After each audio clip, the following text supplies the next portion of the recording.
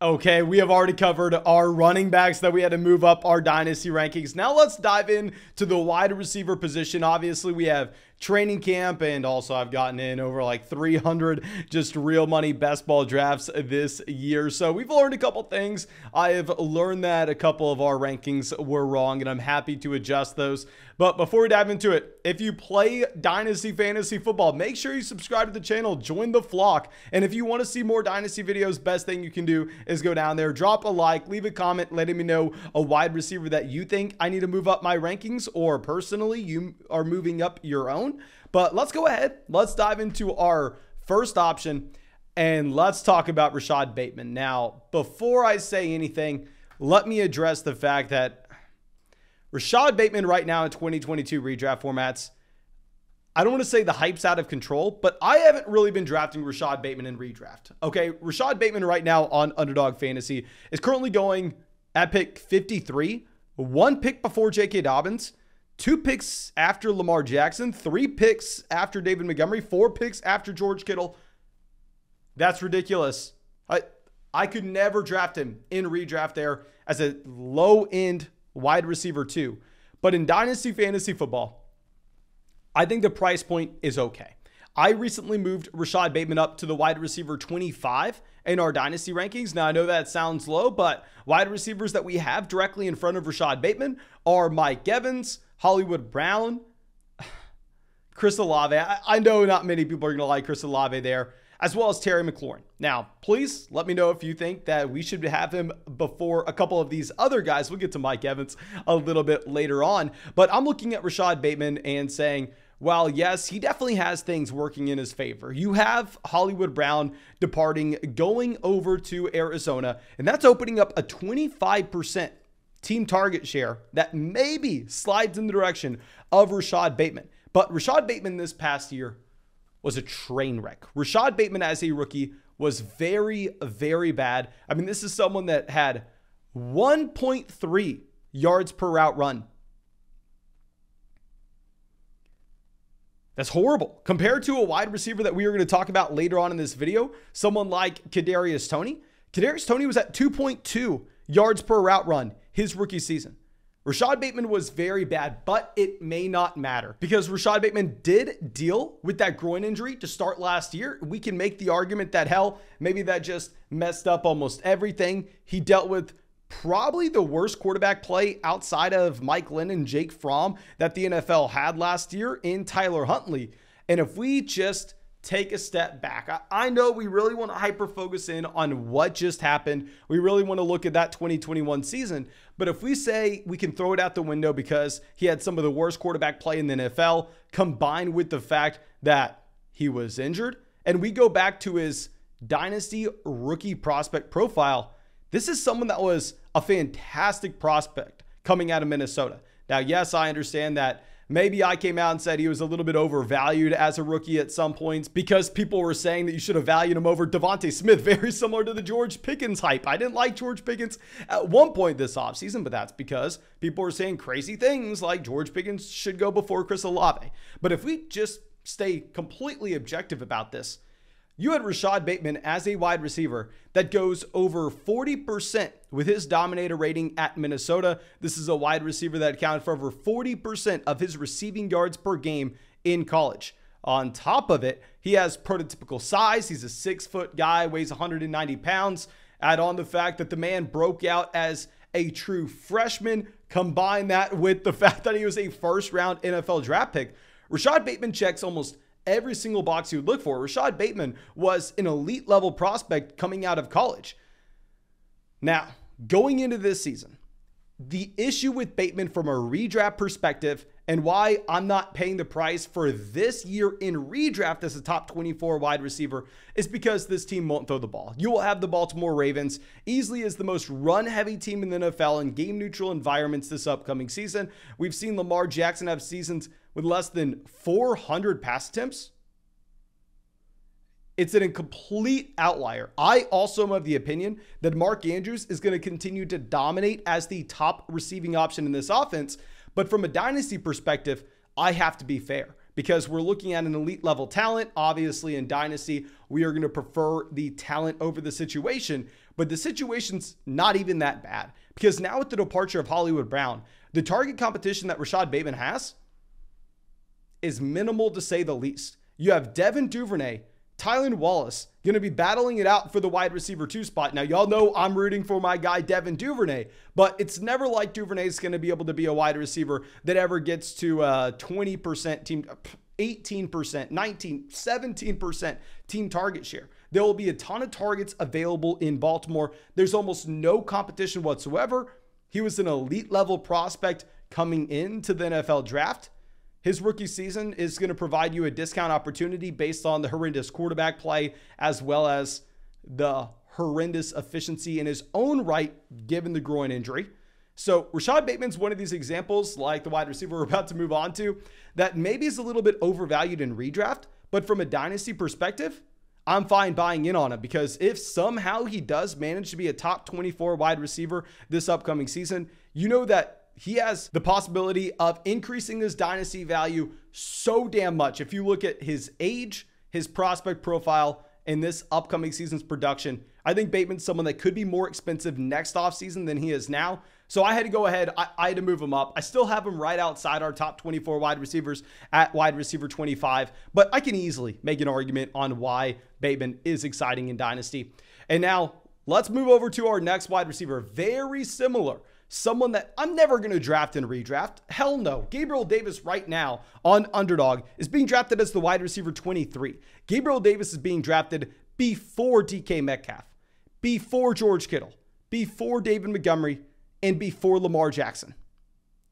You would have to be a crazy person to take the year 3 wide receiver in that range on Underdog. I barely drafted him at all. And if you want to go draft Gabriel Davis at that price point, of course, you can go sign up for Underdog Fantasy today. Go hop in some public drafts. Go get in some drafts with us on the live stream. And when you go sign up for Underdog Fantasy and use promo code FLOCK, they will match your first deposit dollar for dollar up to $100. You'll get our 2022 Dynasty rankings, our Dynasty rookie rankings, our Dynasty rookie draft guide. You'll support this channel. You can find that link in the description. But looking at Gabriel Davis from a Dynasty perspective, he's very exciting because you know he's going to be attached to Josh Allen for the long term. And if we look at this situation around him in Buffalo, obviously Emmanuel Sanders gone. You have Cole Beasley gone as well. That's what's making so many people over the moon excited about Gabriel Davis. But if we're looking just a year from now, you could also have no Jamison Crowder in Buffalo. We don't necessarily know if Isaiah McKenzie is going to be anything.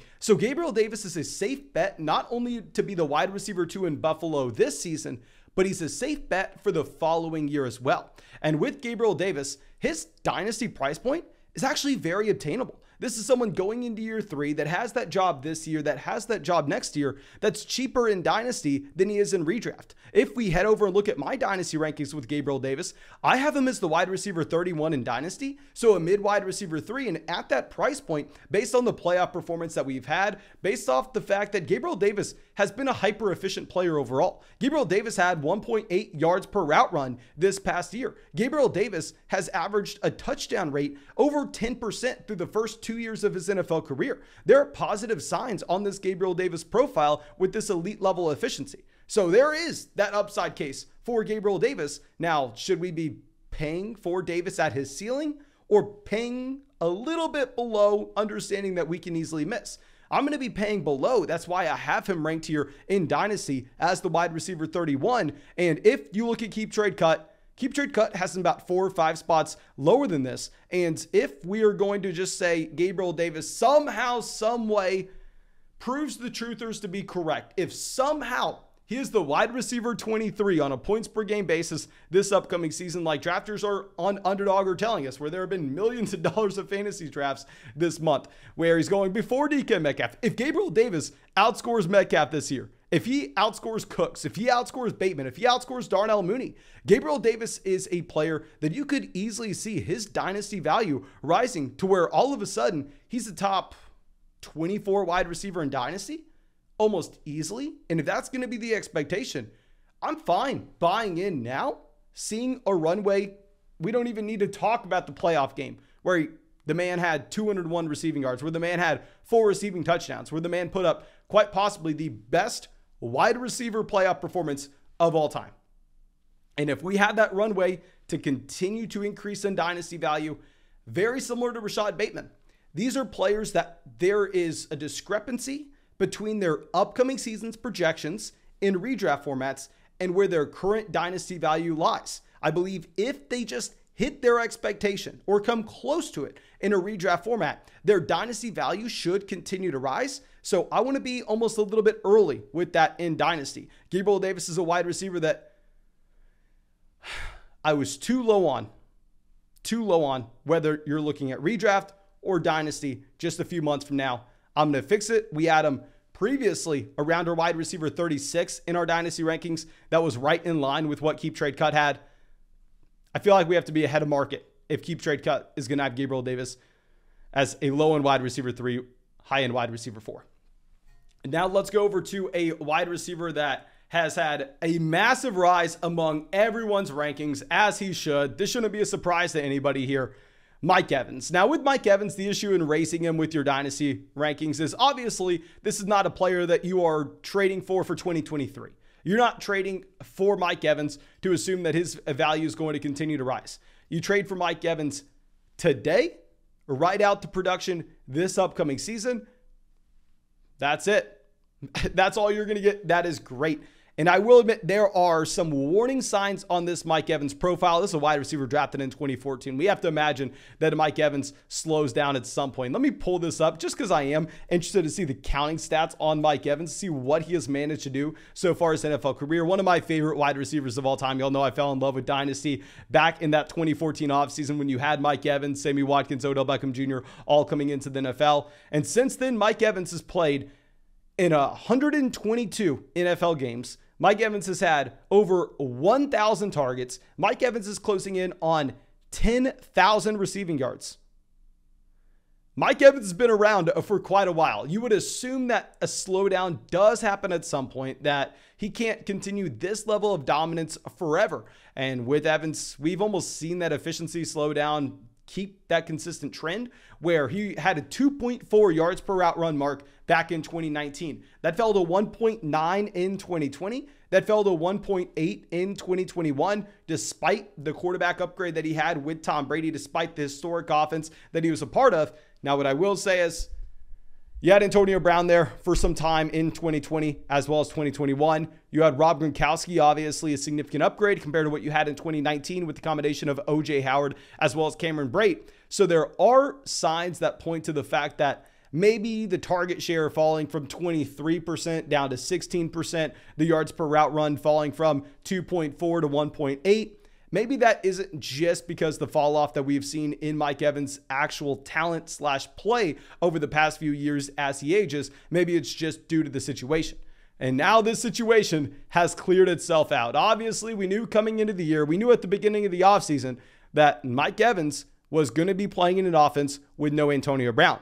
That Mike Evans was going to be playing in an offense that also has an injured Chris Godwin going into the season. But based on reports, it looks like Chris Godwin's going to miss a couple extra weeks compared to what we thought at the beginning of the offseason.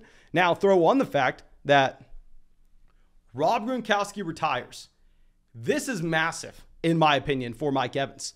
Because if you look at Rob Gronkowski with the volume that he commanded this past year, he wasn't a regular tight end. We can't assume that you're going to get Cameron Brate. We can't assume that you're going to get Cade Otton coming out and taking up this production. Rob Gronkowski this past year had 89 targets, 802 receiving yards, and 6 receiving touchdowns. Unless you're projecting Tom Brady to go from being a top 3 quarterback in passing yards, in passing touchdowns, to outside of the top 10, it's a very, and I repeat, a very safe bet for Mike Evans to just be that alpha wide receiver, getting back to a 23% team target share this upcoming season. Obviously has more touchdown upside than anybody else in the NFL. He led the NFL in back-to-back years in his touchdown rate. Rob Gronkowski leaving this offense opens up so much volume. You're seeing this in redraft formats right now where Mike Evans is skyrocketing up ADP. Mike Evans probably going to end up with an ADP above CeeDee Lamb as the wide receiver 6 this upcoming year. So we have to move him up our dynasty rankings just for those contending rosters. Of course, you're not trading for him if you're a rebuilding team. We have Mike Evans now ranked as our wide receiver 24. I believe we had him honestly as our wide receiver 24 before this, but we had him down in the tier with Keenan Allen, down in the tier with Rashad Bateman, down in the tier with Jameson Williams. And now I think we have to move him up with Chris Olave, Terry McLaurin, and Hollywood Brown. If you're a contender, I would be fine moving him up over those 3 wide receivers. If you're a contender, I'd be fine moving him up as high as like wide receiver 17. This is going to be like a middle of the road ranking. This is going to be trying to help out both people who are rebuilding as well as contending. But now let's go over to our last wide receiver, someone that we talked about at the beginning of the video. Let's go over and talk about Kadarius Toney. With Kadarius Toney here, this is a wide receiver I did not like coming out of Florida. I want to be the first person to say it. With Toney, I thought that he was a prospect that was overhyped based on the film grinders, that yes, was an elite level athlete, but at the same time, based on our historical analysis, athleticism matters less at the receiver position in translating to fantasy production than it will at running back. You were looking at someone that didn't break out until his junior season. You were looking at someone that declared late for the NFL draft. He didn't check too many boxes that we wanted. Now, the entire Dynasty fantasy football community felt the same way. So I ended up drafting Kadarius Toney a decent amount in the mid-second round, late second round, just because you're looking at someone that was selected with pick 20 last year in the NFL draft, looking at someone that was going into a fine situation. But I need to admit, I didn't realize how good, how special his rookie season was. Because if we go back to those efficiency metrics, we can't look at Kadarius Toney in terms of a per game player. If you're looking at Kadarius Toney as a per game player when he left multiple games early, very similar to Justin Fields. Y'all know I'm not a Justin Fields fan, but I can't look at his per game statistics. You have to look at his per pass attempt statistics. You have to look at Kadarius Toney's per route run statistics because he left multiple games early. So him averaging 5.7 targets a game means almost nothing. And if we dive in to his yards per route run, Kadarius Toney at 2.2 yards per route run. I don't know how familiar you are with this statistic, but it is one of the most predictive statistics that you are going to find at the wide receiver position in fantasy football. And he pops off the charts. 2.2 yards per route run. The only wide receivers to average more yards per route run, not as a rookie, we're not going to do that to him, but in the entire NFL. In the entire NFL, the only wide receivers to average more. Cooper Kupp, you may have heard of him. Deebo Samuel. Davante Adams. I know Davante Adams a little bit under the radar, but trust me, he's a good wide receiver. I know that not too many people watching this video will know who Davante Adams is.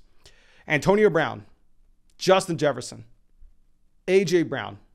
Deontay Harris, Jamar Chase, Tyler Lockett, T. Higgins, Tyreek Hill, and CeeDee Lamb. Those are the wide receivers we are looking at. So now if you're getting this coaching change, now if you are expecting that the pace of play probably takes an uptick for this offense,